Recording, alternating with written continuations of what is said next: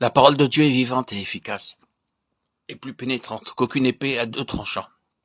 Elle atteint jusqu'au fond de l'âme et de l'esprit, des jointures et des moelles, et elle juge des pensées et des intentions du cœur. Hébreux 4,12. Ce très remarquable passage de l'Épître aux Hébreux établit nettement l'existence de l'âme et de l'esprit, la nécessité de discerner l'une et l'autre, et de les séparer. Enfin, il nous indique l'instrument de cette division nécessaire pour que le chrétien vive selon Dieu dans l'esprit. 1 Pierre 4,6. L'apôtre attribue à la parole de Dieu la puissance de séparation. C'est elle qui brise l'homme et le réduit en pièces, séparant l'esprit, l'âme et le corps, comme autrefois, le sacrificateur après avoir dépouillé l'animal destiné à l'autel, séparant les membres pour l'holocauste. De son côté, la parole de Dieu est vivante et puissante. Le mot du texte signifie énergiquement efficace. Elle pénètre de part en part jusqu'à séparer l'âme animale de l'esprit, qui est ce qu'il y a de plus élevé en l'homme.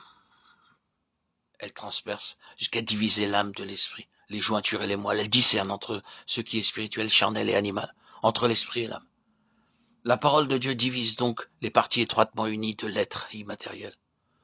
Son action est comparée à celle du souverain sacrificateur qui, après avoir ouvert le corps de la victime, séparé les membres et pénétré jusqu'aux moelles. L'image employée est des plus subjectives, très instructive, pour quiconque aperçut le danger et redoute les développements de la vie psychique aux dépens de celle qui procède du sanctuaire de l'esprit, où demeure l'esprit de Dieu. Devant cette déclaration de l'Écriture, la question se présente aussitôt. Que dois-je faire? Comment discerner ce qui est psychique dans ma vie et mon service? Selon les indications de notre texte, allons à notre souverain sacrificateur. C'est à lui qu'il appartient de séparer et de juger. Il est maintenant au ciel. Et aucune créature n'est cachée devant lui, mais toutes choses sont nues et entièrement découvertes devant celui à qui nous devons rendre compte. Hébreux 4,13. Il exercera les devoirs de sa charge, maniera lui-même l'épée à deux tranchants de la parole, et séparera l'âme de l'esprit, lui qui discerne jusqu'aux pensées et aux intentions du cœur. Le mot original traduit par pensée serait mieux rendu par réflexion, sentiment.